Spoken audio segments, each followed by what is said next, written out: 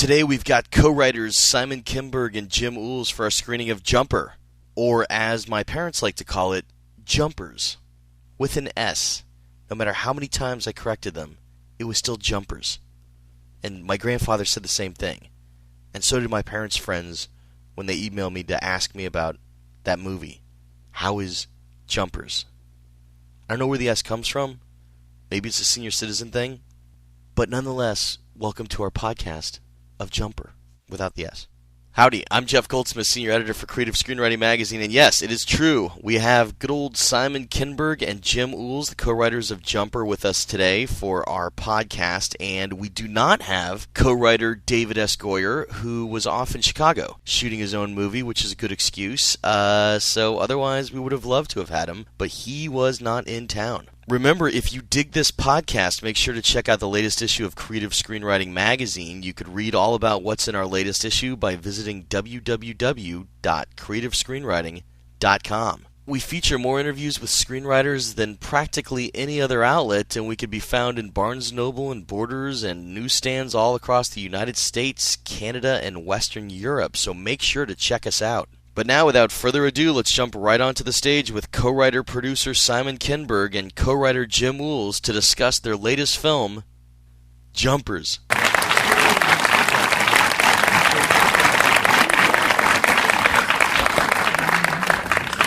As is our tradition, as Jim's shown up here, here's your own copy of Creative Screenwriting. I think you're page 67, my friend. And Jim, the Jumper article, I didn't get you on the phone fast enough. Simon spoke on your behalf, so after you read that, you might have some complaints. But remember, it's all my fault, because I didn't schedule it. All right, we always start with breaking in stories. Jim, I'm going to start with you. Fight Club's what you got your WGA card on. Talk about what you were doing as a writer to kind of break in and how you wound up landing that amazing assignment.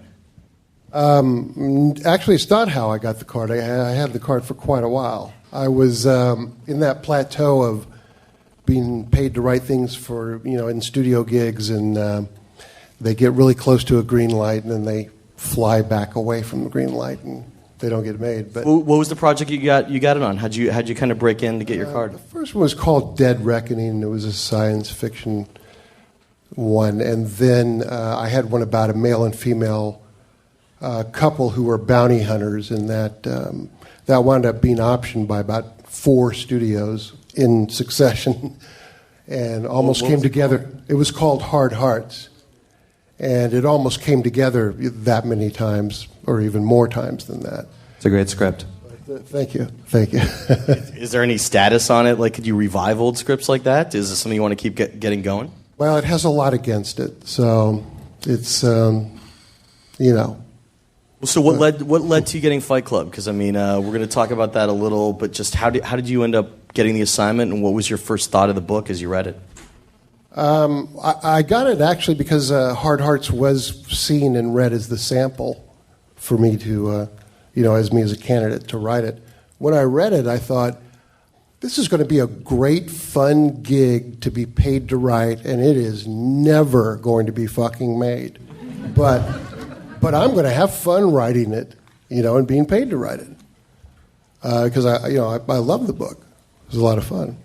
So how long did they give you, like, once you were breaking it down and whatnot, to write it? Like, how long of an assignment would that be? Well, you mean the legal contract of how many weeks, or how long did I actually take to do it? All the above. Well, it's funny you asked that, because it was an unusual situation that I basically wrote the first draft in the time frame I was supposed to, and at that point, Fincher took the game, and he was gone for a while, and so Fox 2000 said, "Well, we'll hire you to do something else to fill that time up, and we'll give you another gig." So they did, and what was the other gig? It was an adaptation of Last Train to Memphis, which is a movie or a book about Elvis Presley in his teenage years and early 20s. And at the time, Mike Newell was attached and Leonardo DiCaprio was circling it. So it was very exciting to take the gig. And then later, when they weren't circling it anymore, it wasn't exciting anymore. But I know the first rule of Fight Club is don't talk about Fight Club, but I got to ask. I mean, it is a tough nut to crack. Did you use an outline when you were going through the book? What is your process of adaptation? I did an outline, and then Fincher saw it, and he had his input to the outline, and then I don't think very much of that outline made it into the first draft at all. It just was thrown by the wayside. Was it just something that the studio execs could approve? Yeah. I mean, that's basically what I think outlines are for. You know, just to prove that, okay, good. Now I can go off and write whatever I'm going to write for the first draft. I like that. That's a good concept. You know, it's different to look at Fight Club now because, you know, the whole terrorism part of the movie, it definitely has a different context. What was that like when you were first looking at it? Because, you know, the end result of Project Mayhem is they're blowing up a whole bunch of buildings, but they're doing it at night to make sure that no one's actually hurt. Well, I mean, it was conscientious to make sure it's even referred to as vacated buildings. I think there was more detail in the script about all the sort of the physical plant people and their phone numbers and all this, and the buildings would definitely be empty. So it's really not the same as mass murder, but. It was before 9/11, so it's really hard to try to think, well, what would it be like afterward? Afterwards, it would be made, probably, but it's just, two different mindsets entirely. Simon, you've always been a fan of outlines.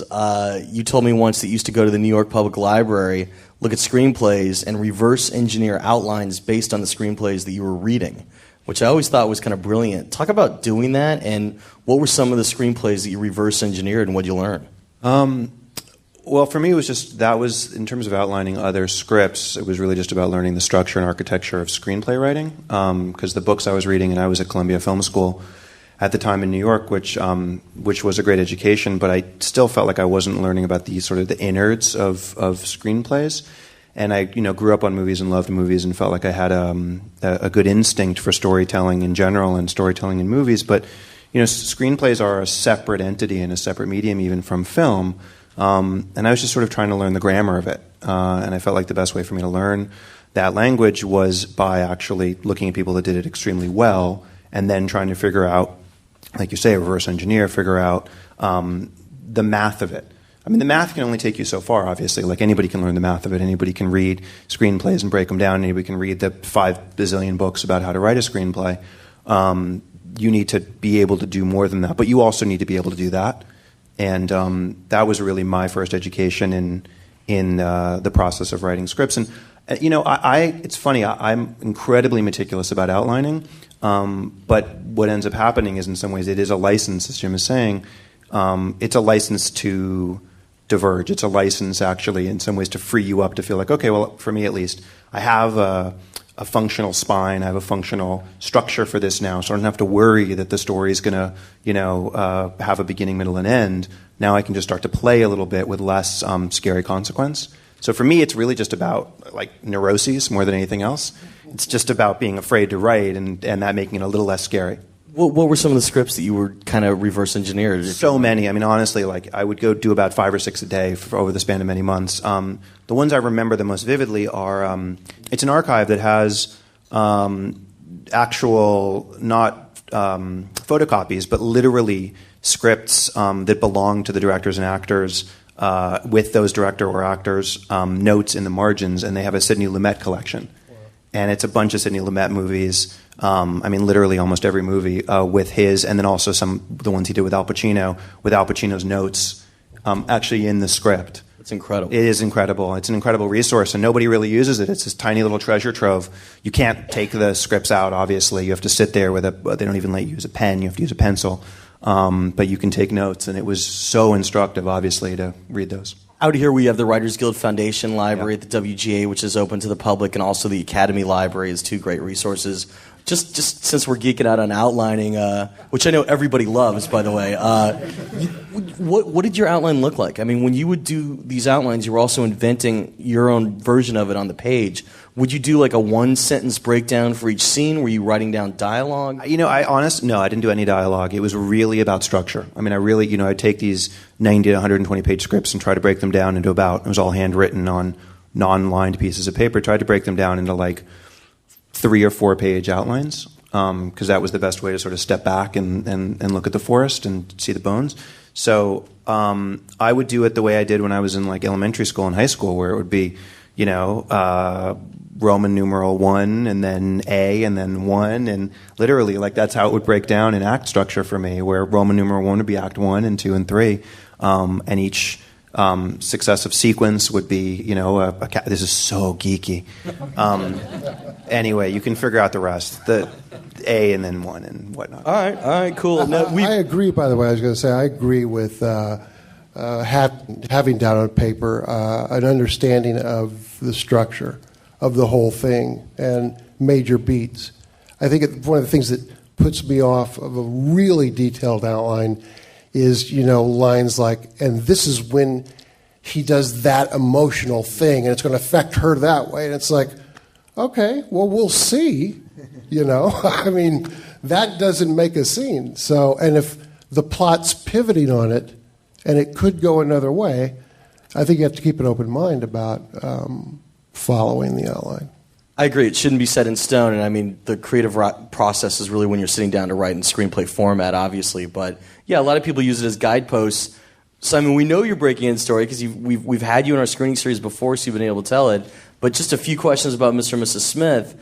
It was your Columbia grad school project. Akiva Goldsmith kind of mentored you, took you under his wing. You guys went around town, pitched every studio twice, as you said, failed every studio. What did you kind of learn in that stage from Akiva as he kind of mentored you on your first project out of college? A lot of things. One thing I learned, which was, I think, in some ways goes to your sort of defined attitude about Fight Club, which is it's never going to get made, but I want to write it. You realize that's actually the attitude you want to enter into most scripts with, because you'll be happily surprised if it's made, and you want to make sure the reason you're writing it is because you love it.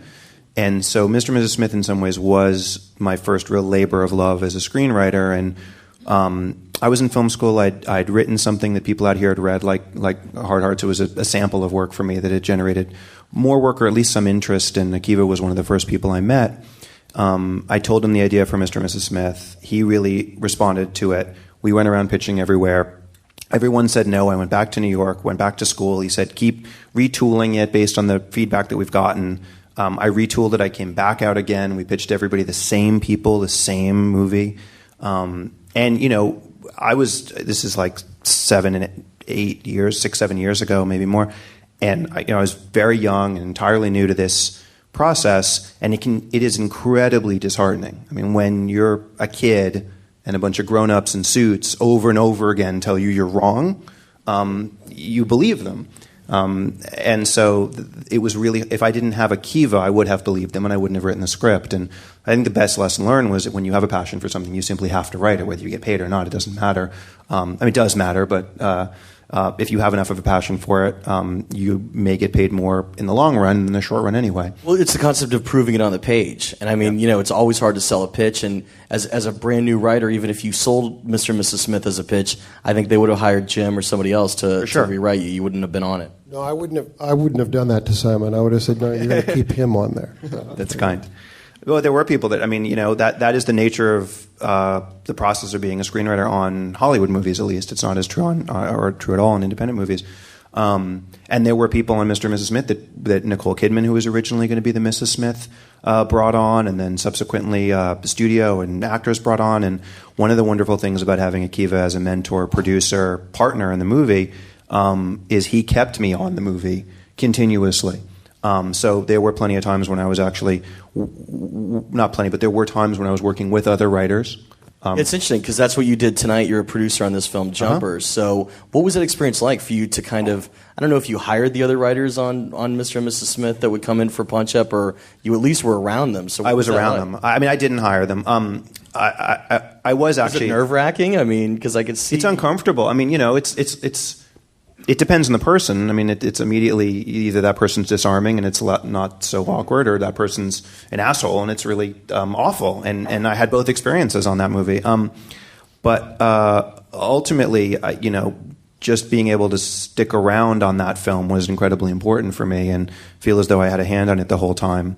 Even if I didn't have, my hands weren't the only things on it.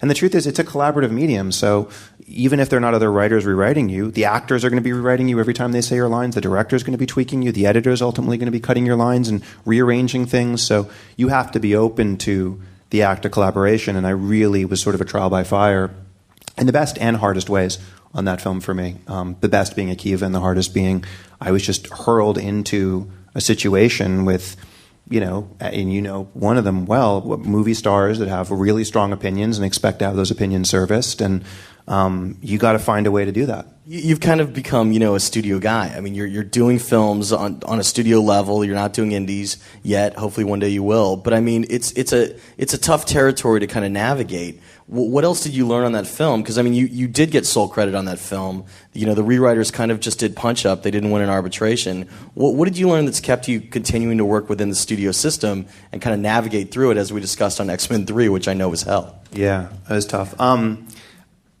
Honestly, it's not so much about the system or the politics. I grew up loving Raiders of the Lost Ark, Empire Strikes Back, the Terminator films, Beverly Hills Cop. I mean, those are the movies that actually, as much as I watched independent or foreign films, like the movies that got me excited and jacked up, and the movies that like I would go and wait in line for 6 hours to see were studio movies. That's just my creative sensibility. And so if I woke up one day and had the idea for a movie that was like a tiny little more character-driven film, I would write that. It's just the movies that I get excited about writing every morning tend to be these sort of larger scale, hopefully character-driven, but genre films.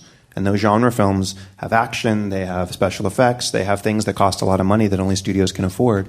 But, the lesson I learned from Akiva more than anything else, and he taught me a lot about the act of writing, was sort of how to survive in a system that treats writers as though they're interchangeable and disposable, and it's not a particularly respectful system of the writing process, obviously. And he just was tenacious and smart in ways that were really instructive. Did you ever lose it? I mean, did you ever with all that pressure, did you ever get really mad? Well, because you think of a lot of people that are able to navigate the studio system, either have a stress rubber ball in their hand and they're able to go outside or whatever, or did you just kind of sit back and watch? No. I didn't sit back and watch. I mean, I probably had one good night of sleep in the 4 years of development that went through, the year and a half of production. I mean, we shot 125 days of principal photography by the time it was all done. It was endless. My wife's here. It aged me in ways that are I'll never be able to get back. I mean, it's dog years on some movies. So, yeah, no, I would say there wasn't a single day that went by that I didn't lose it in some form. But it's just how much you show to the outside world of the losing it. Good stuff. We're going to talk about a couple scenes from those movies, just specifically, then I swear we're going to get to this movie. Jim, it's incredible in Fight Club, the revelation. Sorry, spoiler to our podcast listeners, but in case they don't know it, that Jack is actually Tyler Durden. It's a complicated scene. There's shots of Jack and Tyler discussing this. There's shots of Jack talking to an empty chair. There's flashbacks. Everything that would, clutter up any scene on the page is in that scene. What did that look like on the page, and what was that like for you to write? It did look like that. It was I replicated moments literally by, on the screenplay by taking the copy and paste and put scenes put scenes into that sequence that had happened and took Tyler out of it. And a lot of it's, was pretty simple. It affects you when you see it, but if he is talking and on a curb by himself and hands a beer bottle out and falls down, it wasn't really complex to write. It was just a matter of what's the best way to build the sequence of him reliving it, and what's the choice of which one is the first one and which one is the last one, and how would that crescendo. Did it look like literally flashback right outside the bar of the first night of Fight Club? He drops a bottle, no one's sitting next to him. Was it really just that simple? Yeah. Okay. Yeah. No, it was more the aggregate of all of them that had to really be, orchestrated well on the page, I think. What was your other complication with putting something like that together? I mean, a lot of times executives, readers, they don't like seeing a bunch of text cluttering up the page when you're doing description. So were you reliant on a lot of description to explain your flashbacks, or did you kind of keep it flowing with the voiceover style dialogue that would have held that scene together?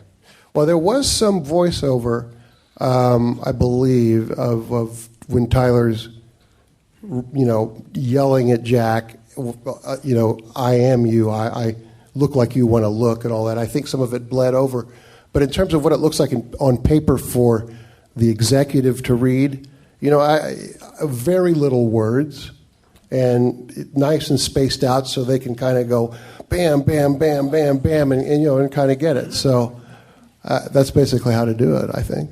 Kind of like haiku writing, a lot of white space. Yeah, actually. No, that's good. That's good. I mean, it's interesting because there's still about 15, 20 minutes left after that point in the movie, and it's an interesting wind down to yet another climactic point. Right. Was it always falling at that place in the movie? Was there always that much time after it? Did it ever switch around? I think the whole progression of the structure is that we come into the movie really learning to know and like Jack, as we called. He doesn't have a name, but we called Edward Norton's character. And then at some point we have to become as enamored of this messianic figure, Tyler, as Jack is. So he sort of becomes the guy that we identify with. First it was Jack and his sarcasm about modern life. Then it's Tyler and him doing something. So we're into Tyler. Then we had to get the audience back against Tyler, Jack against Tyler, and be on Jack's side, which is what the third act was sort of turned back to a thriller. I've got to stop him from doing whatever he's doing. Of course, he's me, but I still have to stop him from doing it. We were talking a moment ago with Simon, obviously, about the difficulties of Mr. and Mrs. Smith. Strangely, both of you have these Fox films in your background that have a lot of interesting stories around them. Fight Club was no easy film to get through the studio system. I think it's a major accomplishment, actually, that Fox released it and they didn't really butcher it up. Yeah. Art Linson, in his book What Just Happened, has a chapter about it where he kind of talks about just all the difficulties. And one of the things that was interesting was that there was some dialogue that was going back and forth. And I just kind of want to hear some of the thoughts the executives had of either censorship or pushing the limit. The original piece of dialogue in the script had Helena Bonham Carter's character saying to Tyler Durden, "I want to have your abortion," which the studio then begged to be cut.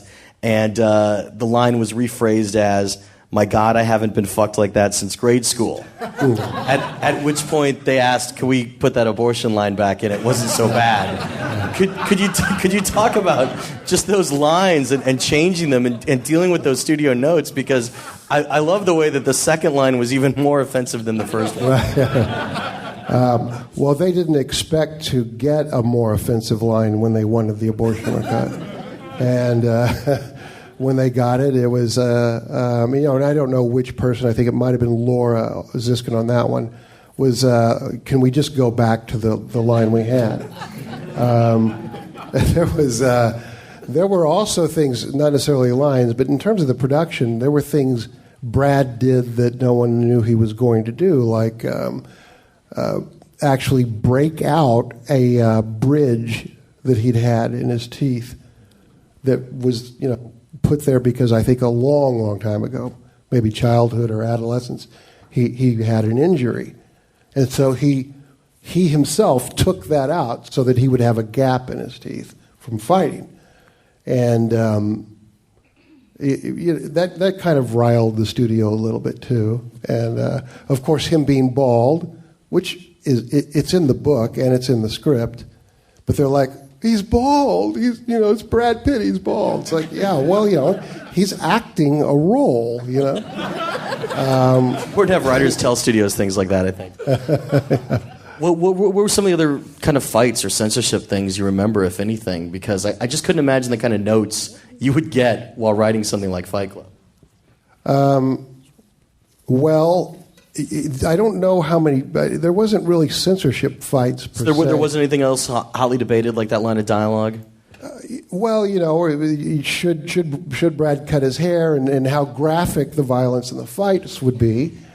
I think that was fought over. I mean, one interesting effect that happened with dailies was that, as you recall, there's a lot of Edward Norton's voiceover in the first act while he's going to support groups for diseases. And the voiceover is ironic and kind of funny here and there, but the dailies were just those scenes. So everybody's just sitting there staring at a person who's talking about dying of cancer. And they're going like, what are we making? It's strange any of that would be a surprise because that was in the book. Right. That's just what always confounds me. Right. And did you write both of those pieces of dialogue? Did you write the second bit? Oh no, I didn't actually. I think David came up with the grade school. Came up with that. Yeah. Okay. What about just even the things like putting the penis into the family films as an edit splice? Because I mean, I didn't think they were going to do that from the book, but they did it in all of its glory in the movie. Right. Well, the fact that he did it was in the book. The idea of actually doing it in the film was my first version was I was going to have Jack look up at his boss near the end of when he's dealing with him and have the movie. I wrote that the movie slows down in his POV, and it's the boss's head going like that, and then it's a penis, because that's what he thinks of the boss. And we were going to do that, but I think David thought it would be a little bit more of a mind fuck, basically, to have it happen at the end and really make it look like it was happening in the theater, in the projection room. So that's how that all came about. Worked great. Simon, Mr. and Mrs. Smith's question. You had an interesting progression kind of with dancing in the film. At first you kind of see them meet and there's a little bit of a dance down in Bogota, but then there's that great scene where they're tangoing and frisking each other, and then it turns into basically John Woo ballet at the end with bullets. Talk about kind of that progression of having this concept of these people meeting, having a dance where they actually kind of hate each other, and then they're coming together through violent actions. Yeah, I mean, I actually think, and not just because we're sitting next to you, I think and not just because of Brad as well, I think there are some very different movies, but there are some overlaps between Fight Club and Mr. and Mrs. Smith. I think they both are sort of movies about violence as an expression for something else. And certainly in Mr. and Mrs. Smith, as in Hard Hearts, his script, violence is sort of an expression of love. And so it's funny, the scene that you're talking about, the middle dance where they're dancing the tango together, to me is the most loving and the sexiest. It's the one where I feel like, these people are made for each other more than when they're actually falling in love and just dancing a sort of drunken dance in a back of a club somewhere. That's the dance that only the two of them can do in the middle of the movie. But it's interesting you mentioned John Woo, because John was actually attached to direct the movie at an early stage. I don't know if you knew that.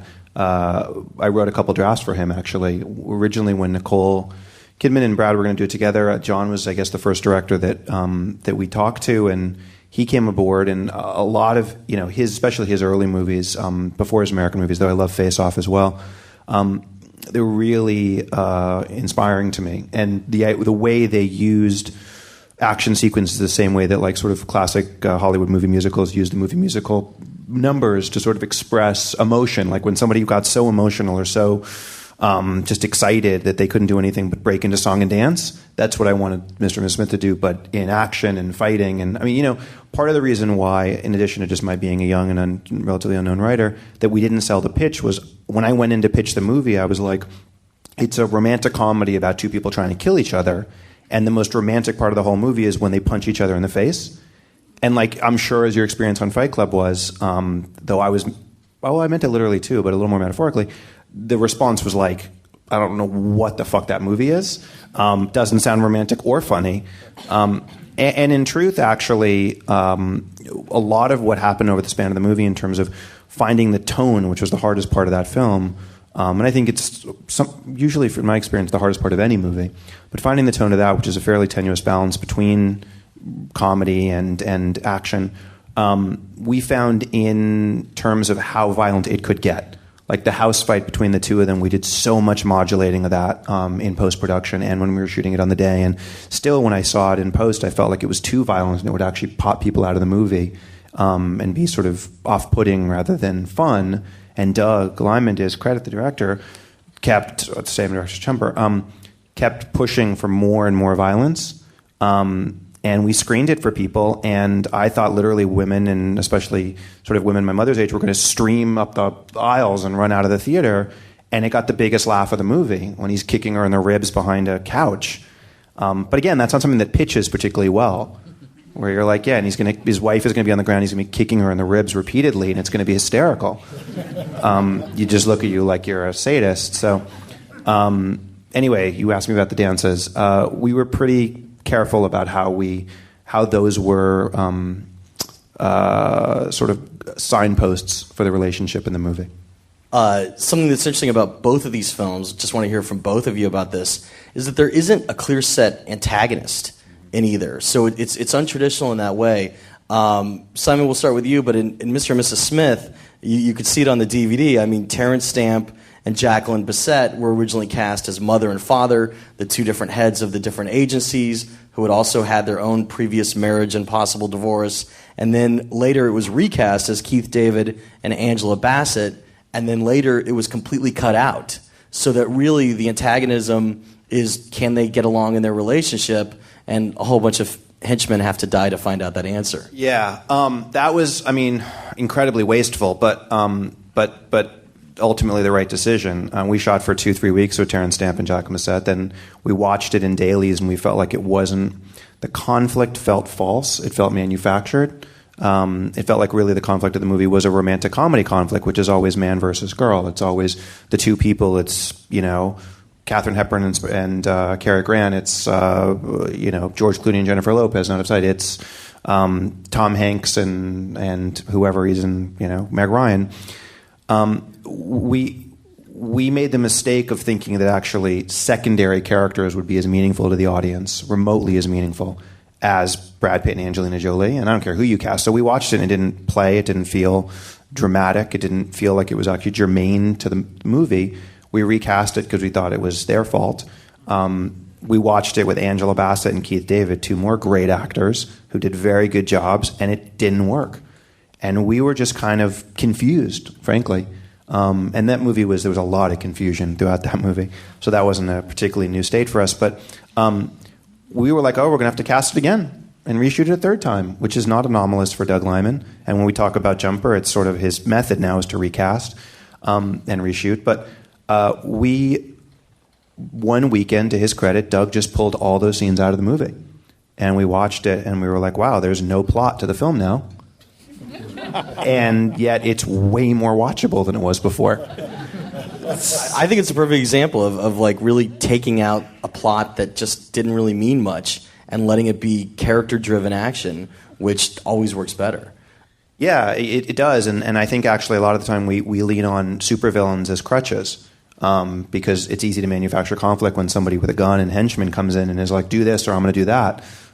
It's a lot harder to actually manufacture conflict between two people you care about. Which is what you do. It's the same in Fight Club. It's ultimately one person, but it is two actors that you care about. Yeah, Jim, what was the challenge with that? Because there isn't a clear-cut antagonist, but it's really an identity crisis. How did you kind of wrap your head around that concept?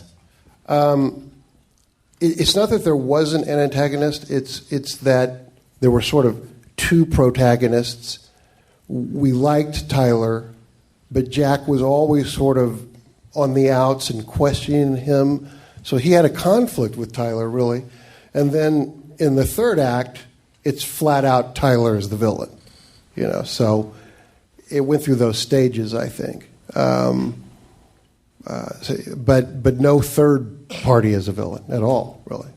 Which is smart. No, it's really clean. I love it. All right. I think the place where it gets most challenging, I don't know if this is your experience in Flick, I'm curious, is in the third act. It's easier to sustain conflict between two protagonists, which what Smith has too. It's two protagonists in the first and second act. When you get in the third act is when, at least for us, you start to get into the trouble of, oh my God, now what do we do? And you actually created, you just chose one to be the antagonist. We didn't do that, and that's why we had to actually create a bunch of nameless, faceless henchmen for them to have to kill in the third act or to chase them, or that's where for me that's where you sort of run out of road a little bit. No, I mean they're both clear examples of like how to do it like kind of outside the lines. Finally, to this film, I hear that's why we're here. Jumper, based on the novel by Steve Gould. Simon, how did you become involved in this project? I became involved because Doug Liman became involved. Doug and I, despite all of the headaches and insanity and gray hairs in my head put on by Mr. and Mrs. Smith, I still love the guy.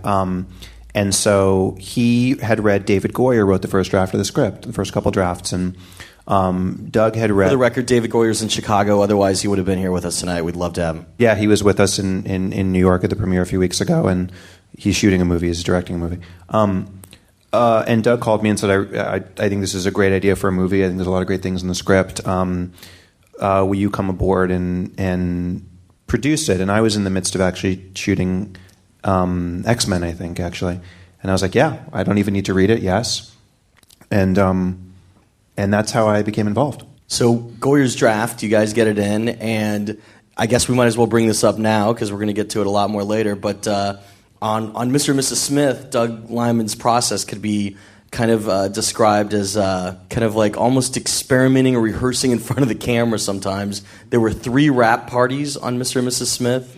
And they rebuilt the Mr. and Mrs. Smith house, I believe, the set 3 times. Is that correct? I think more times they rebuilt the set, but it's workshopping. That's what he calls it. I mean, it's. I have a great little like Swiss Army knife that Angelina gave to a couple people on the movie. She made them for different people. I think it was like at the 100-day mark. Where it says congratulations at on the halfway point, and the crew, you get crew shirts on movies, and it always says like April of 2006 to whatever, September 2006, and it said whatever the start date was, January of 2004 to infinity. We went through so many different crews and sets and cast, and yeah, Doug's process is to experiment until literally the money runs out and the lights go off. Which is cool, but I mean, and I think that's how you ended up with 3 writers on this movie, because he really keeps redoing it and redoing it and redoing it. So once you said, yeah, sure, I'll produce, how did you then decide, like, hey, maybe we should bring in somebody to rewrite the good work that David Goyer did? Well, I think it was twofold. One was I think David felt like he, as a writer, I don't know if you experience this, but there are certain points you get to in a script where you're like, I hit the ceiling. Like I don't have a new perspective on it. I can execute your notes, but I'm not inspired in a new direction. And I think David felt that to some extent. He felt like he had done a few drafts of the script and sort of took it as far as he wanted to take it in some ways. And he actually, the script, his last draft was written a few months before Doug came onto the movie, I believe. And then Regency mentioned Jim, and we were just like, I'm like a ridiculous obsessive fan of Fight Club. And I was just like, yeah, he'll do it, of course. And so we just got excited, and I don't remember our first meeting, but that's how. Jim, what was it like for you to come on to this project that was already moving? When I first heard your name was coming on as a rewriter, I kind of was like, God, that makes no sense. But when I thought about it, I mean, you're a great writer, don't get me wrong on that, but I just couldn't figure out the connection. But I thought about it, and almost the final fight between Jack and Tyler. Tyler is jumping through glass doors to the other side. He's jumping across the room. And in a strange way, it almost was like a precursor to some of the really complicated fights in this film. When I started, we all knew it had to be a popcorn movie, but we wanted it to have texture of character and story and still be a popcorn movie. And what happened was that when I first, and by the way, how was it? It was very exciting because money was already being spent for special effects, and it was like, it was a go movie, so that was very exciting.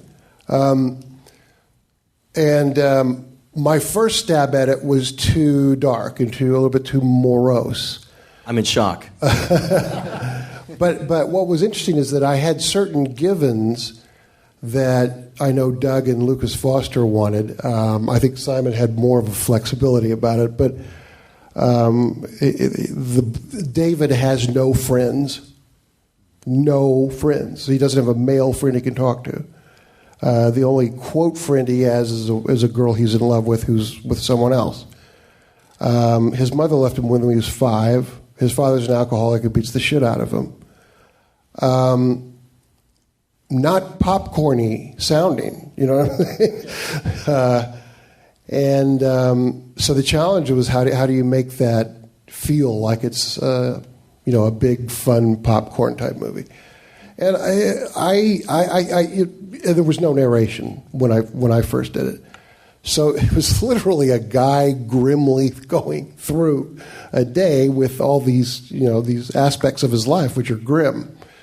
And then I think the next time I approached it, I got into one thing, we added narration, which helped because then he had an ironic, self-deprecating style to it. And you got to know him and like him more. But it also bridged the gap between the teenage version and the older version, so that because sometimes that's tough in origin movies. But I think having the voiceover really helped keep a flow. Yeah, it did. And I think when I did that version, when I started working on that version, I was getting sort of the balance of, he's fun and I like to know him, and he has adverse things in his life, but I like how he's dealing with them, and I'm rooting for him. And I'm still ready for a popcorn movie to happen. So I think I got to that point, but my impression is that I'd already kind of poisoned Doug's view of what I do, and so subjectively, viscerally, I think he still always thought of me as the grim, morose writer.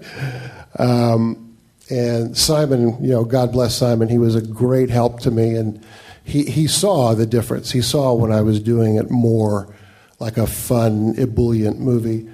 But you just said the givens, but there was also things that you added, that you introduced for the first time, mainly kind of what Samuel Jackson's whole group was about, to my knowledge. Right. Talk about that, because weren't they just wasn't somebody a terrorist and somebody was the NSA was kind of the original version? Or? The original version had a terrorist in it, yeah, who killed David's mother, and he wanted revenge, and that was taken out. There's a lot of mythology that we had, which is just not in the final film that's cut down so short, but it's like a whole history of jumpers and a whole history of paladins. I used a different word, I think, Harlequin or something like that, but that have the innate ability to hunt them down, and it was significant because the mother was going to turn out to be a paladin, and she did what she did because she gave birth to a jumper, and all that. And I just think that the cutting took a lot of that fullness out of what the whole mythology is and what the story is. Some of it still remains. So, it was good that you still had the mythology there. Simon, is that right? The Paladins, Jim introduced that in his draft, basically.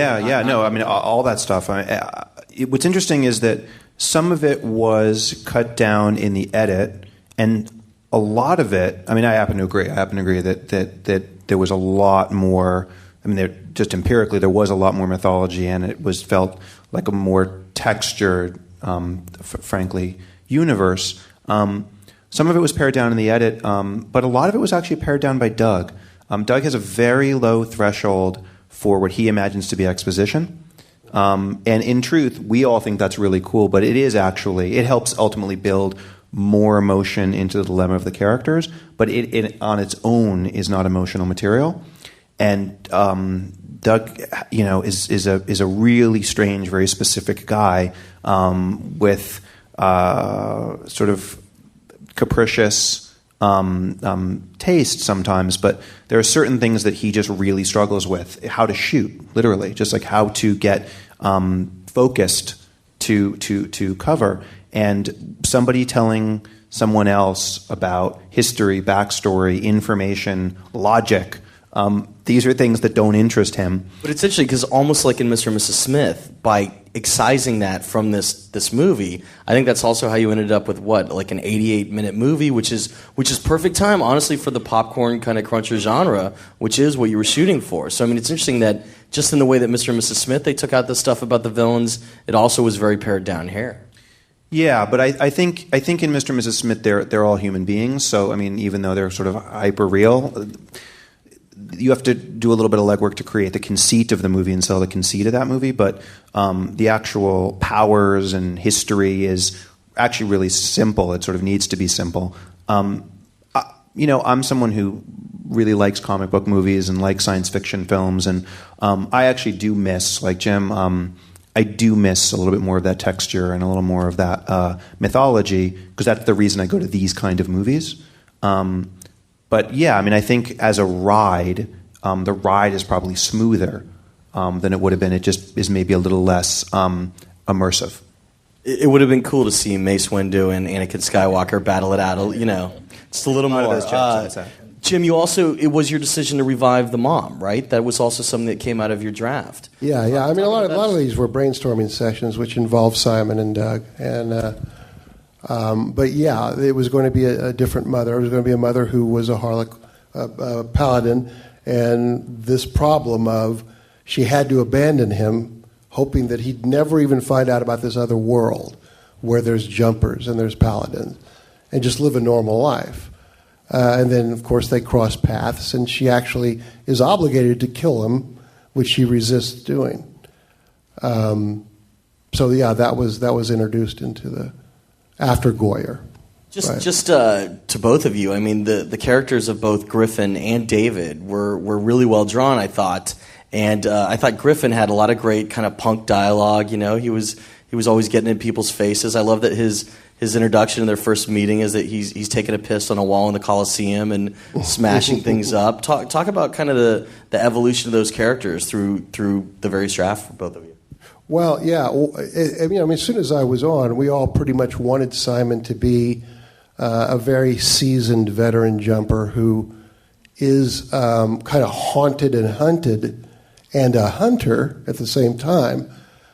So that whole construct we wanted definitely in there.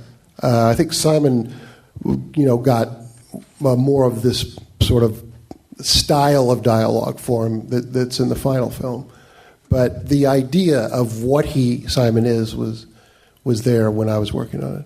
What David is, right? Or what Griffin. What Griffin is. I mean, Griffin. Yeah, I mean, I think actually, and was one of the things that we all talked about, and I think sort of held on to as a model, and obviously, again, characters are very different. I'm about to compare, but Griffin is in some ways like the Tyler Durden to Hayden. Like, he is the more experienced in some ways, even though not physically in the same sort of ratio of Brad to Ed Norton, is the sort of sexier, more swaggering, more sort of loose, out of control, and yet in control of all his environments character. And, I remember us all talking about it. There was something really interesting about creating a sort of mentor character in these kind of movies that is younger, smaller, pipsqueaky, as opposed to Ian McKellen. And when we cast Jamie, in truth, what you're saying about the dialogue, Jamie actually is as responsible for his final dialogue as anyone is. He did a lot of improvisation. He's a great improvisational actor. He's a really special actor, period. And so he really brought a lot of that energy and that sort of punk rock attitude, taking it off the page and making it his own. In fact, the peeing in the Coliseum, I'm pretty sure, is something he improvised. That was great. What was your relationship like working together? I mean, Simon, it's got to be, you're still a young writer. It's got to be strange to manage other writers and give notes, because you never want to think of writers as giving harsh notes. But I mean, you are a producer on the film. That's your job. What was that like from your end? And Jim, what was it like on your end? It was a pleasure on my end. I mean, Jim's a great writer. I'm a huge fan of his work. He was really gracious. He was really... he was in a tough situation. Like what you're saying, what he's saying is right. He was given a lot of mandates from Doug and the studio and Lucas and just the book and the material, and some of them were impossible tasks. I mean, like his first draft, not having the voiceover, as he said, to balance the fact that this guy is just sort of getting beaten around from corner to corner of the first 30 pages of the script was really just impossible. I mean, and I know as a writer, I've been in those situations where I'm like, really? You really want me to do that? I can tell you now it's not going to work, but okay, I'll go write it now and then prove to you it's not going to. And so it was great because I felt like he did great work and we had fun together. And in truth, for me, it's not that different. Maybe it's just from being around Akiva. It's not that different than being a writer working with a very creative producer. It's all hands on deck, collaborative medium, especially with Doug. Yeah, I mean, in TV, most writers are producers, so I mean, it's you just don't see it as much in film. Jim, what was it like for you, this process? Simon, how long were you on it? Simon, it was what I look forward to when I was working on this, because he just basically explodes with ideas, and everything sort of it's good quality and it's intelligent. It's intelligent and it's emotional, and he helped me tremendously in the process. How long were you on it? I don't know the time frame, but 6 months or something. At least, yeah. I mean, from the beginning of just our sitting down and talking, at least that long. So getting to the final writer in this process, Mr. Kinberg, how did you decide that you wanted to kind of add some of your own stuff and do it more on the page rather than just via notes? I didn't really decide. I feel like what happened with Doug is, I think part of what Jim said is true, and I think also Doug is a real creature of habit, and he needs to feel safe. And I think he felt, for him, that has become using the same people he's worked with over and over again. And so I think at a certain point he just felt on this movie, I just need to have the same people around me. In a very sort of like, and I say this with a lot of love and affection because he's a close friend, and I also say this with empathy because I'm equally neurotic, if not more so, with a lot of neuroses. I think it's like I was the sort of safety blanket for him. And so at a certain point, I think it just became clear to me or to the studio or whomever through Doug, like, I don't know how to, I think he just sort of lost his way a little bit. So when did you start doing some of the writing that you were ultimately credited for? Was it pre-production or already during production? Pre-production. Okay. It was, and pre-production. Was it basically to just get it ready to go? Like, yeah. Was it already going all along? It was already going. It was on. It was pretty much cast. It was prepping. It was, as Jim said, like we had all the visual effects and animatics for action sequences, and I mean, really the essence and the story and the characters were frankly all there. I just sort of did touch-ups that were really for Doug more than for anything else, and really I think for his psyche more than for the movie. For both of you guys, what was the toughest scene for you to write that made it into the film that we could think about? Jim, starting with you. The toughest one that made it into the film, or just even if it didn't, just the one you kept coming back to. Well, I think the biggest challenge was to get David and Griffin together. I think that's why would Griffin deal with this novice, and why would David want to be connected to this scroungy guy who's always trying to kill paladins and everything? I think that was the biggest challenge, and we took different attempts at it, but it was challenging to do. Simon, it made it into the movie. There's a lot of scenes that didn't make it into the movie. It's okay. I think probably only because we spent so much time talking about it. Was the scene in the middle of the movie where Hayden, David's character, is in the police station in Rome and his mother comes. I think now in the final cut of the movie, it's like, I think she has like 3 lines or something. It was a 2-page scene that transformed, probably 150 times. I mean, there's got to be at least that many versions of that scene. And then we got there on the day with Diane, and it felt like, wow, she's just like walking in and giving us all the information of the movie that sort of actually deflated the film rather than ramping it up. And there was that scene was something that we debated whether or not to put in the movie, period, that maybe it would be more interesting if she was just this elusive figure in the film, and I can't even remember the final argument that got it in the film, but that was a really hard scene, just because it was hard to figure out how to make it emotional without feeling schmaltzy, and like you don't want Hayden sort of dangling there being like, Mom, why did you leave me, in the middle of an action movie. So that was a tough balance. We were talking about it earlier just in brief spells, but I mean, obviously, Doug does have a very strange way of working. What was kind of the most interesting scenario either of you were put in with a crazy last-minute rewrite or just a complete redo in the process? I mean, and Simon, you spill the beans on whatever you can about, did this also have a crazy shoot schedule like Mr. and Mrs. Smith, and were things rebuilt? I know there was recasting. Start with Simon and for the dirt, and then Jim will give us the clean version probably. Usual. Yeah. We're going to reverse roles. It wasn't as crazy as Mr. and Mrs. Smith in some ways because we simply didn't have the resources. Mr. and Mrs. Smith was a more expensive movie, so we could shoot for 120, 30 days of photography. Are you able to say the budget on this? I honestly don't know. Okay. And I'm a producer on the film. Not because, partly because I think I don't want to know, and also partly because it's so blurry with Doug that at a certain point, you don't even know what you're spending money on, how much is going toward the movie, what the overage is, all that stuff. It just gets dizzying. But less than Mr. and Mrs. Smith, I know that much. However, this Mr. and Mrs. Smith shot entirely pretty much in Los Angeles. This movie shot primarily in Toronto, but in New York, Rome, Tokyo, London, Paris, Martha's Vineyard. I mean, all over. Did you hit Egypt, or was that all just digital? That was the second unit and plate unit were there, but we didn't take the first unit to Egypt. Dubai was plate unit as well.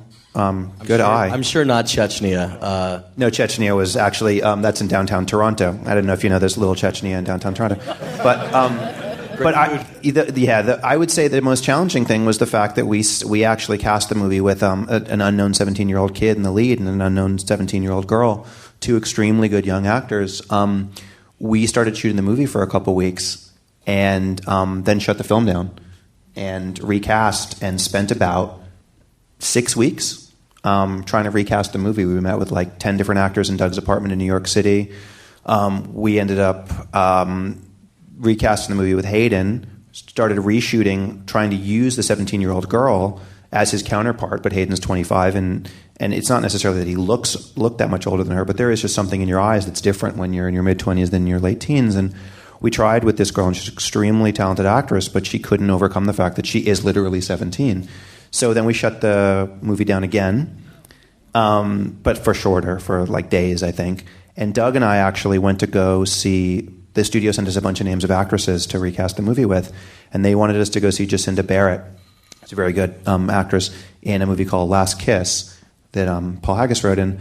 And we went to it, and Rachel Bilson is actually in that film. It was sort of like in the Fame movie where Leroy goes in with his girlfriend, and he ends up getting put in the school anyway. Obscure reference, but just glad we're talking about Fame. Yeah. Well, I try to slip it anyway, clearly into dancing. And we went in looking at Jacinda, and we laughed and looked at each other, and we were like, "Fuck it, Rachel Bilson should be in the movie." And then we were like, "But she's the lead in a TV show that shoots in L.A. and we're shooting in Toronto." And luckily, I'm very good friends actually with Josh Schwartz, who was the creator of OC. And I called him and I was like, "Listen, you're going to hate me, but can we borrow Rachel for half the time?" And he said, "Absolutely not."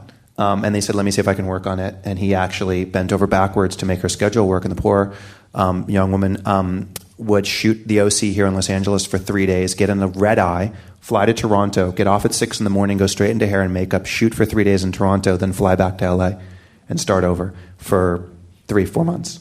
If only she could jump, it would have been easier. Yeah, yes. It's interesting, though, because I do want to note, just for the people in the room and our listeners, each time you shut down, to my knowledge, your crew was not released. So they were paid on some sort of a rate, which, by the way, is very kind, but hilariously, that 6-week window when they were just kind of sitting around, I mean, people have shot movies for that kind of Yeah, look, it was money, like the way we talked about it was a very expensive continued development process. Because the truth is, we ended up rewriting the script 10 times over the span of that 6 weeks too, as we saw with different actors. Which writer? Was that you at that That was point? me. Okay. With Doug, with Jamie, with people that were involved in the movie. With Doug, it is all hands on deck. It doesn't matter if you're a PA or craft service or the producer or the movie star. If you have an idea, it may get shot that day. That's absolutely insane. Well, so what was your shoot schedule? How long did it ultimately go beyond this crazy 6 weeks? I mean, literally, I don't know. Again, and I'm not just playing dumb. Like, I literally don't know because there are probably 5-10 days of photography of stuff that's in the movie that Doug took a video camera on his shoulder, got Hayden to like fly out to Martha's, like the scene at the beginning where he's surfing and the guys. That's in Doug's house in Martha's Vineyard that he just flew Hayden out and shot in a video camera. We were shooting in Rome one day. We shot in Rome for a few weeks, but there was one day we had a long weekend, and Doug said, I'm going to take the actors and I'm going to just shoot them on a plane and then shoot them in London and Paris because we're so close. We might as well just go there. No crew. Rachel Bilson was actually the hair and makeup person.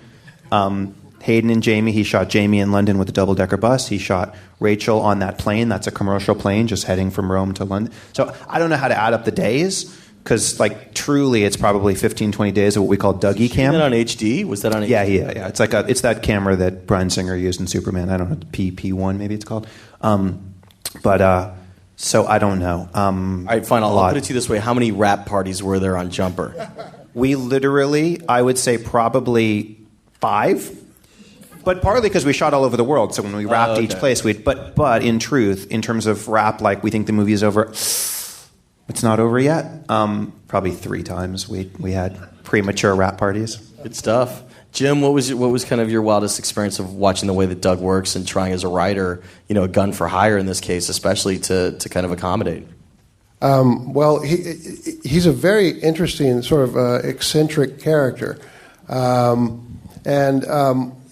even though I got frustrated eventually with, what does he want, I actually came away from it, not really being that angry at Doug or anything like that, because he does have his own sort of world that he lives in, and it works. So if it works for him, it's great. But I think one of the harder things was once I was getting into the mojo of being a popcorn movie, he had a lot of input, and I was doing what he said. And we were really steering the course down where he wanted it. And then that's when he changed his mind about me. Good answer. Well, I think he changed his mind about the ideas, which was unfair to you. Because I think what happened was you were right. Like, he auditions a lot of ideas. And a lot of the time, the people that audition those ideas for him are the ones... Sometimes he realizes the ideas are broken. Sometimes he actually, in terms of recasting even, sometimes...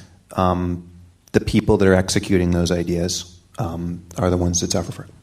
We're going to open it up to the crowd in a minute or two. Just 1 or 2 last questions. I mean, it's very complicated the way they're jumping around the world for that fight sequence. I loved it. And just some of the fights were just the way they're jumping around the room complicated. You're always told as a writer to not clutter up the page, as we were talking about before, Jim, with too much text. But there's a lot to describe. Just for both of you guys, what is your process for writing a very intense and action sequence that needs description? Jim, starting with you. You mean in terms of the way it looks to the reader, or in the way it's constructed by me? Both actually. Well, I try to make it. I guess I got this idea from old Walter Hill scripts that I read, but it's really a minimalistic, quick style that I tried to do when it was action. Describe enough so that somebody knows what's going on and where it is, but just get to the next thing as fast as possible. And it was the same, interestingly, with Jumper that it was with Jack's replaying of his memories in Fight Club. It's just, don't make it look cluttered on the page, really. Cool. Simon? Yeah, it's similar. I mean, the truth is, when you write action in movies, it's ridiculous to get into too much detail because the truth is there's so many people that are going to change and execute the idea that you really want to give a suggestion. You want to be sort of giving a vibe and a sense and hopefully the emotional beats of the action sequence, but not giving the details about how many bullets get fired and what lane the car is in, because the truth is that is simply not going to be your job. So I similarly try to keep it pretty bare on the page and moving fast, because the truth is you want in some ways the experience of reading the script in their hands to be similar to watching the movie, and those scenes happen fast on film. It has a very interesting ending point in which Jamie's Griffin's caught in a whole bunch of electrical wires that we kill most normal humans somewhere in Chechnya. Samuel Jackson's stranded out in the middle of nowhere. Hayden's relatively okay, but his mom's up to probably some no good. I mean, is there going to be a sequel? Did you guys leave it kind of like closed but open-ended for that purpose? Yeah, I mean, there was always going to be a series. And the book is a series. And I think the mentality was, why not have this go on? Because this is the origin story. But there's more that he could deal with. And a lot of that actually was, he's going to deal with more of the mythology of the whole world of paladins versus jumpers. And that's sort of where they're going to go next with it. And the mother is not resolved with him, and that's going to be going next. So I think, it's not like it was a badly set up sequel. I think it really was, this is the end of this story, and the next one will be the next story about David. No, that's cool. I mean, Simon, it had a really good opening. It was number one when it opened.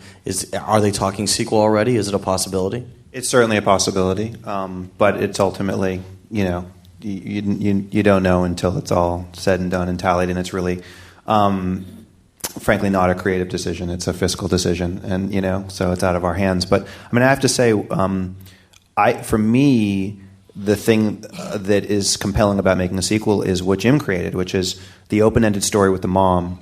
To me, that's something I would want to pursue in a second movie. I don't know that you'd want to bring back the same villains from the first film, Sam Jackson, and I love Jamie to death, but I feel like those characters actually, we sort of went as far with them to some extent within this context as we could. The mom is such a enigma and is such an open chapter that I remember reading Jim's first draft and feeling like, this now feels like the beginning of a larger story.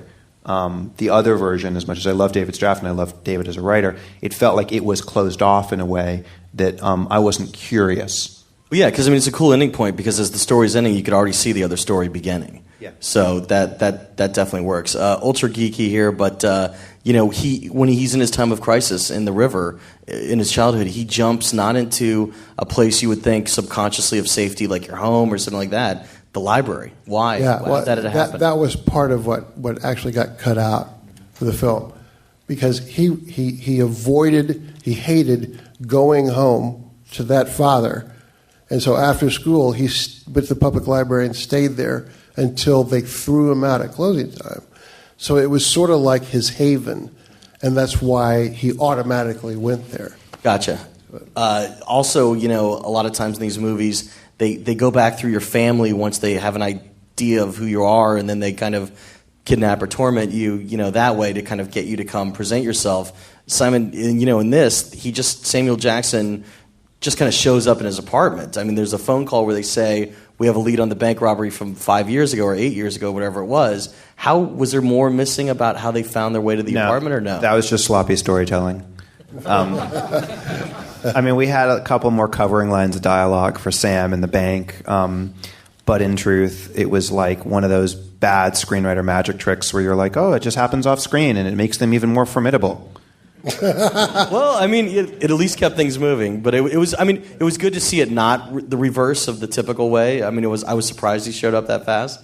But that was cool. Yeah, but what Jim said is right, which is there was a lot more. I think of all the acts in the movie, the one that got truncated the most was the first act, and part of that was just the sort of impatience in wanting in these kind of movies to get to the punches faster. But I think part of it also, I know part of it was also that originally when we had the 17-year-old cast, he was going to play the young version of himself and the older version. When we cast Hayden, we felt like he couldn't play, nor did we want him to play a 15-year-old. And so once we knew we were casting a different actor to play the child as to play the young adult, we wanted to get out of that section of the movie as quickly as possible because it would just be confusing to an audience. And so not only did we trim some of it in the script, we shot a lot more material that we just cut in post because we was taking the whole first act to get to Hayden, who's the guy in the poster, and it just felt like it was misleading confusing to the audience. Got to ask the geekiest question ever. They set up that, the paladins have been chasing them since medieval times. You established in the movie the only way to truly trap a jumper is to use electricity. Were they kind of doing the fly a kite with a key on it, hoping for some electricity? How was it in your minds that they used to, before electricity, trap them? Or should we even bother with an answer to that ultra geeky question? Well, one way to trap them is to somehow handcuff them or bind them to something that's so big it couldn't possibly go through the wormhole. So if there was a support beam in here and I could handcuff him to it, he can't take part of the support beam. Couldn't they just jump out of the handcuffs, like across the room? I was surprised they didn't do that in the magistrate's office. Well, yeah. I mean, it seems like part of the handcuff would come with him. Yeah. Well, I mean, but I don't know that attached to would come with him. I mean, as you see, like when he takes a person with him or a car or whatever, the physics, at least that we were chasing, was the idea that if you're attached to something, it comes with you. And the end of the movie, why it's so jump out of the cuffs. No, it would come with him. Okay. Even when you see at the beginning of the movie when he jumps from the water to the library, there's a whole lot of that water that comes with him as well. That you're literally opening sort of a tear in the space-time continuum where you're leaving one place in the tear and then tearing somewhere else, and there's a sort of tunnel that you're creating. Well, also, if he was handcuffed, even logically, he can't jump out of them. It's like not only does the water come with him, but his clothes are still on him. Yeah. He's really going through a wormhole, and he can't slide his hand out of a handcuff just because he goes through a wormhole. I was so hoping not to get a serious answer from No, I know. I was just about to say, it's also not based on a true story. Oh, yeah. Well, I thought there might be some people interested in physics out here. So No, I like your answers. It shows your inner geek. All right, I'm going to take questions from the crowd. Right there, you sir in the middle. Question was in regards to, have we seen the last of the X-Men on film? No. I mean, they're making Wolverine right now. They're developing a Magneto spinoff. They're developing a spinoff of the young X-Men, so sort of first generation. So no, absolutely not. I mean, I think maybe we've seen the last of all of those actors in that ensemble together in the same movie. Ian and Patrick and Hugh and Hallie and Jimmy and all those people. Partly just because I think it's prohibitively expensive, and partly because I think they felt it was a trilogy and they closed the door on that incarnation. But no, they're Wolverine's shooting right now in Australia. So. No. Next question, all the way on the aisle over there. The question was in regards to David was jumping when he was 5. David jumped when he was 5, so was that in the script, basically? And it wasn't a scene that we showed, but the fact that the mother saw him jump was in the script. And the way it came about, where he was and where he wound up, it was kind of believable that a 5-year-old would be a little bit fuzzy about what happened. So he had no idea he was a jumper at 5, but she did. So that's kind of how we handled it there. I'm guessing in your mythology that's what made her become a paladin too? No, she already was one. It's like the paladin has a baby who's a jumper. Gotcha, okay. So it's like the worst luck she could have had with... Gotcha. Right there on the aisle. Question was in regards to how David's parents got together. It's something we didn't need to see in the movie, but they don't seem like a really good match for each other. Right. Well, in our mythology, she didn't know she was a paladin earlier, as a young adult, and we had a sort of a thing worked out about why these people got married at the time, and eventually discovering they're incompatible. But she wasn't a button-down corporate paladin when they got married. She discovered that about herself later, and then she was a woman who kept secrets for at least 5 years. And then ran away from him. And I also think he was a character who went to seed.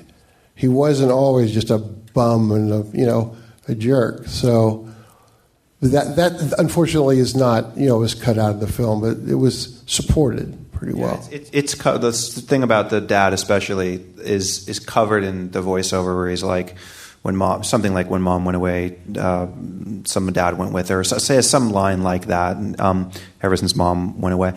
The idea was that, and Jim created it, which is that when she left out of nowhere, like essentially the first time her son ever jumped, she just split.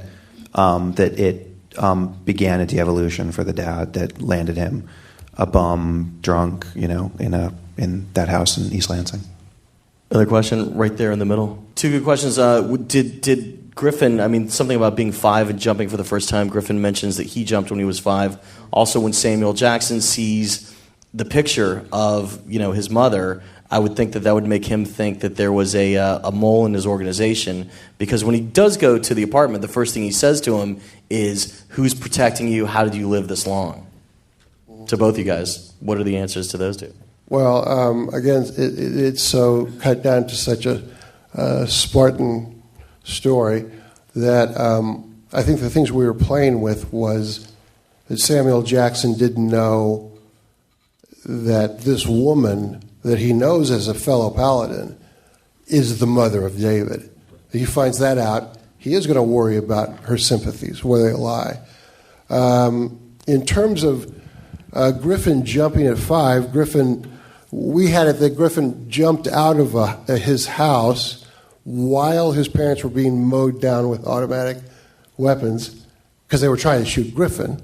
And they don't care who else they take out. The Paladins killed his parents. So. And then he naturally knew he did that. And so he'd been steadily jumping since he was 5. Whereas David had an experience that he was never able to explain to himself when he was 5 years old. Cool. Right there, you, ma'am, in the front row. Is there a reason that we didn't see any women jumpers? No, I mean, the idea was that there were more and that there were female jumpers as well. I mean, we cast that Griffin and David were always going to be 2 males. The early scene with Sam Jackson when he's in the jungle with that jumper tied to the tree, that was actually a reshoot that we shot fairly late in the process to partly help explain why the sort of rationale or the morality behind the Paladin's motivation, and also to make Sam a little more badass, because you don't really see him kill anybody otherwise or do anything other than sort of miss. But we thought about casting that jumper female, but felt like it would just be a little too brutal to watch, which is maybe something we debated, to watch Sam take a knife and sort of gut a young woman.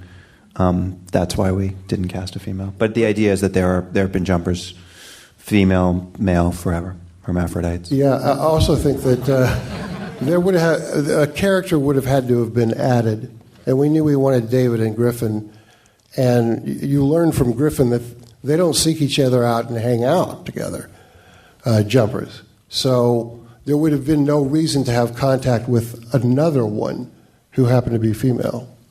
But there's huge possibilities for Brittany in the sequel. Okay, so you, sir, right there in the aisle. That was absurd, but okay. So to paraphrase, I mean, because I saw a few of those criticisms too, which shows just how disconnected people really are from teenagers. Because this movie is tame. If a teenager could jump, what a teenager would really be doing.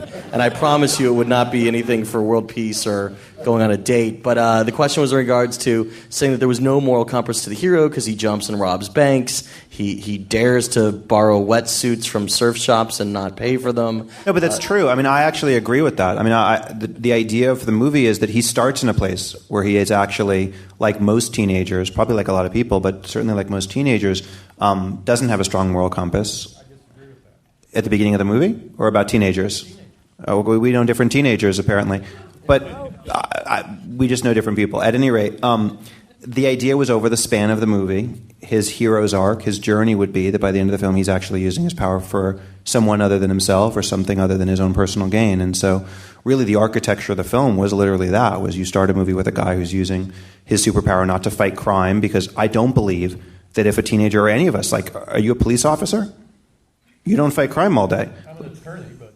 Well, I won't even comment on that, but at any rate, like, you know, the truth is most of us are not in the army. We're not off fighting for... That's just not the life that we've chosen. It's certainly not the life that most teenagers choose. So the idea was that his maturation would be that by the end of the film he was, if not selfless, a little less selfish. There was also material... when I was working on it, and I think when Simon was too, of the build-up to the bank robbery. There was a lot of... he had no skills. He didn't have identification because he ran away from his father and doesn't want to be found or known to be somewhere. And the struggle to live and eat really got down to the primitive level for him, and he just sort of snapped. Now, the other thing was... we implied that this power corrupts. So you don't stay your whatever moral teenager you were. It starts to corrupt you. And beyond that, he even wrote a note, "I'll pay it back." And he meant it. It's just like, I got to survive right now, but I'm going to find out how to pay it back eventually, and I'll pay it back. Naive and not realistic, but he wasn't like a cynical, malicious bank robber, I don't think. Yeah, he wasn't going around hurting anyone. And of course, sir, if you're looking for good movies about teens with power, don't forget Weird Science. They had the technology. They got the job done. All right, another question right there, you sir in the hat. 2 questions were in regards to why did Hayden wait so long to get back in touch with his high school sweetheart, and why was he reluctant to show his powers? Which is common in any superhero type of movie, of course. The time that passes from when he first jumps from the river into the library, knows he has the power, goes to New York, there is... let's put it this way, he's more into himself. He can jump to London, Paris, and party down and do all it. So, and if you actually had this power, discovered it, who knows what your psychological demeanor would be, but he explored it all.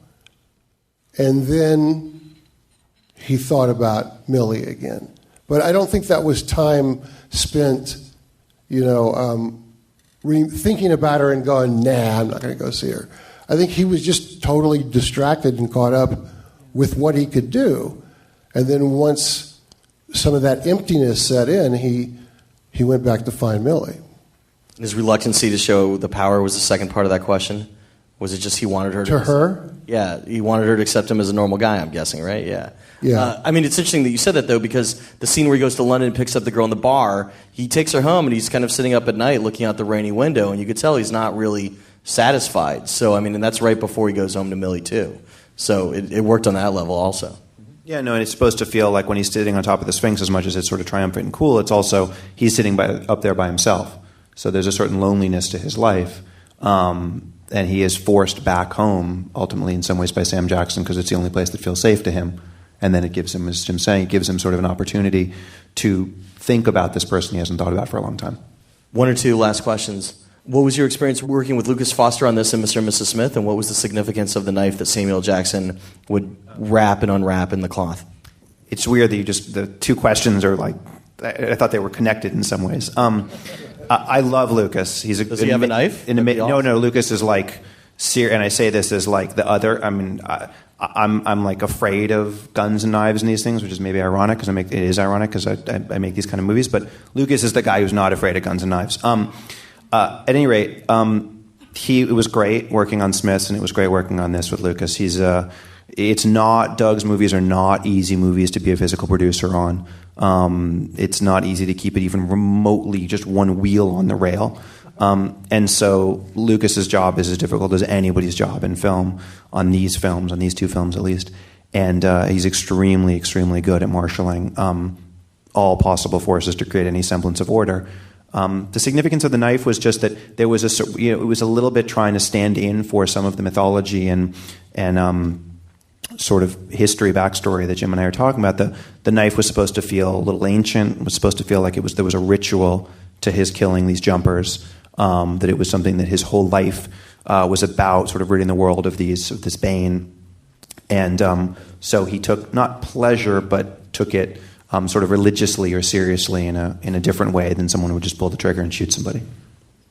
What's next for you guys? Jim, on the DVD of Fight Club, it mentioned some of the things you talked about earlier. It also mentioned Trick Monkey way back in the day. Is there anything new on that project about a magician? No, not on that.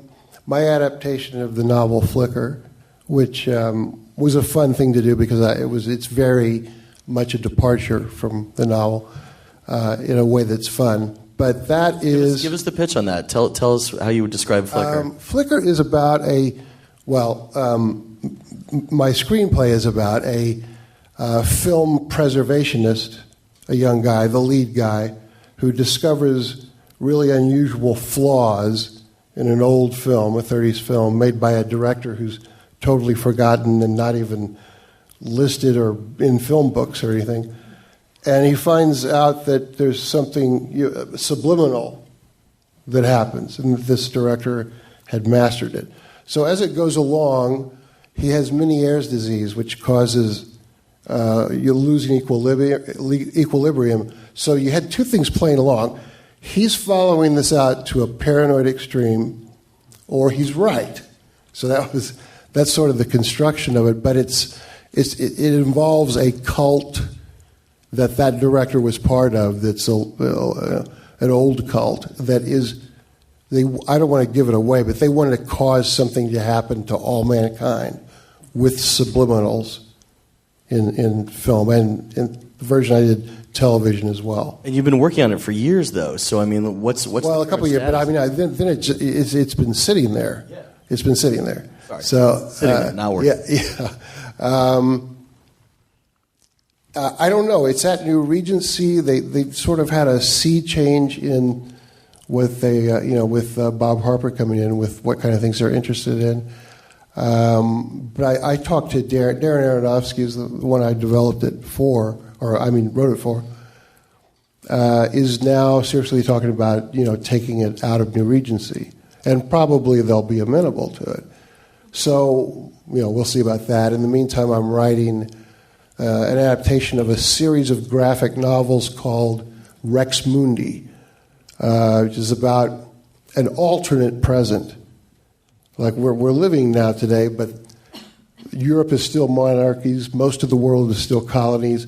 Catholic Church is in control of the royalty, and the Inquisition is still taking place.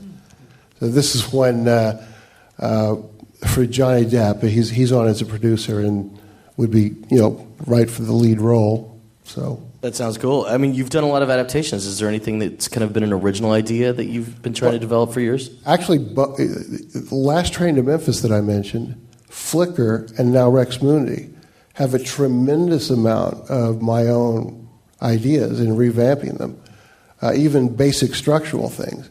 So it's sort of frustrating to talk about them sometimes as adaptations when they are significantly different. But I have some originals that I need to kind of keep polishing right now. Cool, fair enough. Simon, what are you working on? A few things also. I'm literally right now, like where I came from, I'm rewriting the sequel to Night at the Museum, Night at the Museum 2. Escape from the Smithsonian. Literally, it's about the Smithsonian.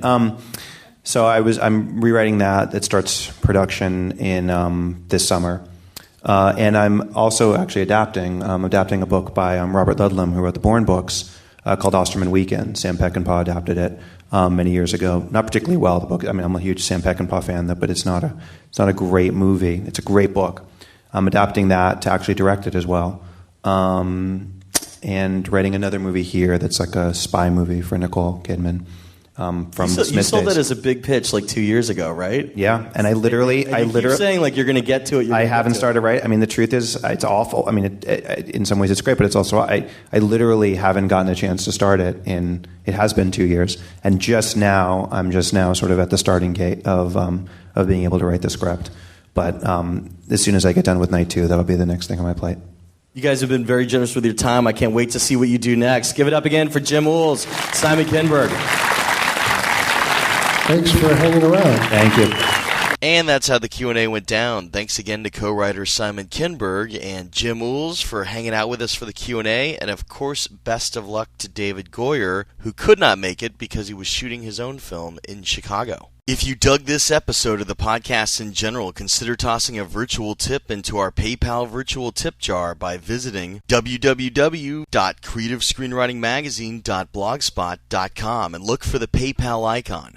Your tips are appreciated and definitely help out with equipment, hard drives, and all the other stuff we need to keep this podcast running.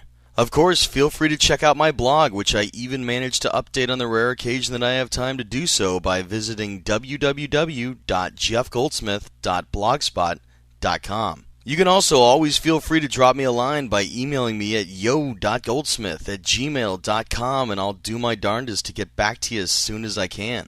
Of course, don't forget to click that subscribe button in iTunes or your podcatching software, because that's how episodes are downloaded automatically every time you click refresh. And if you have a minute, feel free to leave us positive feedback in the iTunes Music Store or at podcastalley.com. I'm Jeff Goldsmith, Senior Editor for Creative Screenwriting Magazine, thanking you again for tuning in and telling you to stay out of trouble. Till next week.